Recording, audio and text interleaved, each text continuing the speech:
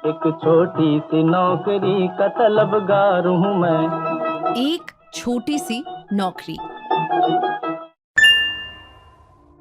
नमस्कार, रेडियो मणिनाइन पर आपका बहुत बहुत स्वागत है। मैं हूँ आपके साथ अभिषेक गुप्ता और अब समय हो चला है हमारे वीकली पॉडकास्ट एक छोटी सी नौकरी का तलबगार हूँ मैं का। मीना नोएडा में एक टेक कंपनी में नौकरी करती हैं। उनकी आदत है कि वो सुबह उठकर मोबाइल पर ऑफिस से जुड़े अपडेट्स चेक करती हैं। आज जब उन्होंने व्हाट्सएप खोला तो उन्होंने देखा कि उनके कलीग नीतीश ने ऑफिस के सभी ग्रुप छोड़ दिए हैं।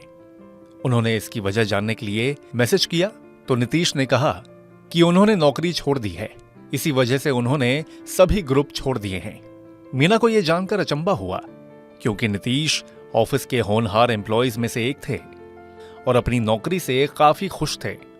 मीना को उनके अचानक नौकरी छोड़ने की वजह समझ नहीं आई तो नीतीश ने उन्हें बताया कि दरअसल उन्हें यह भनक लग गई है कि कंपनी में जल्द ही बड़ी छटनी होने वाली है। इसी वजह से उन्होंने पहले ही नौकरी ढूंढना शुरू कर दिया था और जैसे ही उन्हें दूसरी जगह पर ऑफर मिला तो उन्होंने शॉर्ट नोटिस देकर नौकरी छोड़ दी। नीतीश से बात करने के बाद मीना इस बारे में ऑनलाइन सर्च करने लगी। कई खबरें उनके सामने आती हैं और एक एक कर वो कई खबरें पढ़ती हैं। उन्हें पता चलता है कि इस महीने कई बड़ी टेक कंपनियों ने छटनी की है। छटनी ट्रैक करने वाली वेबसाइट लेऑफ्स के मुताबिक फरवरी महीने में दुनिया भर की 65 कंपनियों ने 14,300 से ज्यादा कर्मचारियों की छटनी की है। इसी महीने अमेजॉन ने अपने अलग अलग विभागों से करीब 400 कर्मचारियों को नौकरी से निकाल दिया है। सिस्को ने भी 4,200 नौकरियों में कटौती करने का फैसला किया है। लेऑफ्स के ताजा आंकड़ों के अनुसार इस साल 1 जनवरी से 28 फरवरी के बीच दुनिया भर की 176 कंपनियों ने 45,350 से भी ज्यादा कर्मचारियों की छटनी की है। भारतीय एयरलाइन कंपनी स्पाइस जेट ने भी घोषणा की है कि वो अपने 1400 कर्मचारियों को नौकरी से निकालेगी।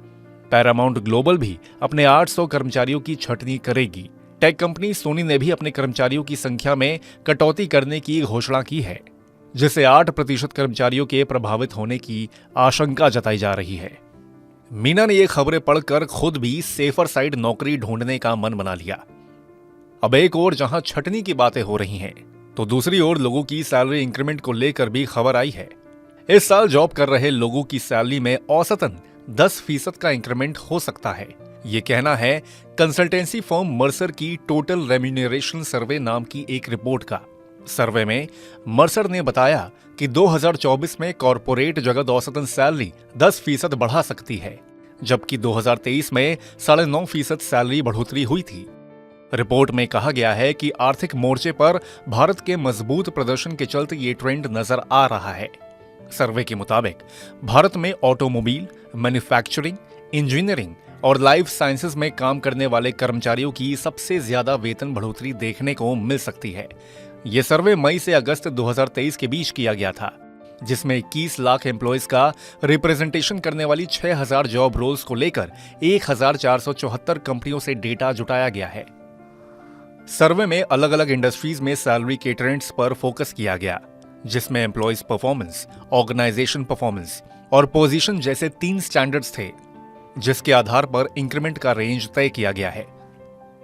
और अब अगर आप हिमाचल प्रदेश में नौकरी करते हैं तो इस खास पॉडकास्ट की आखिरी खबर आपके लिए है। हिमाचल प्रदेश में 10 साल की नौकरी करने वाले कर्मचारी ही पेंशन के हकदार हैं। हिमाचल प्रदेश सरकार 10 साल का मिनिमम सर्विस पीरियड पूरा नहीं करने वाले रिटायर्ड कर्मचारियों को पेंशन नहीं देगी। प्रदेश के उद्योग मंत्री हर्षवर्धन चौहान ने कहा कि कॉन्ट्रैक्ट के आधार पर की गई नौकरी को सीसीएस पेंशन नियम 1972 के तहत पेंशन लाभ के लिए नहीं गिना जाता है।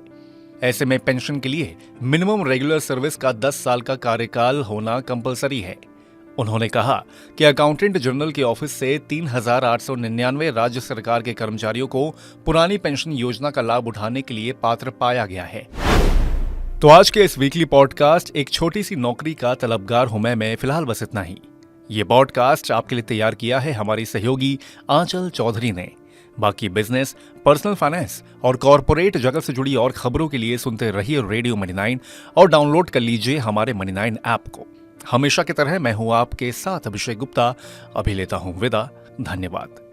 एक छोटी सी नौकरी का तलबगार हूँ मैं। एक छोटी सी नौकरी।